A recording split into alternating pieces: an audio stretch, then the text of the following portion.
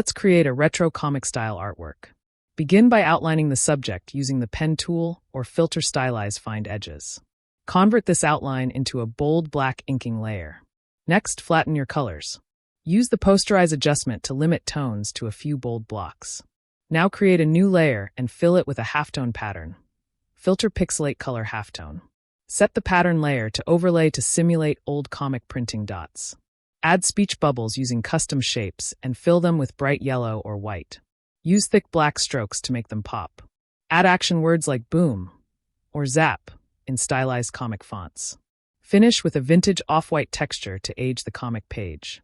The effect becomes instantly nostalgic and lively.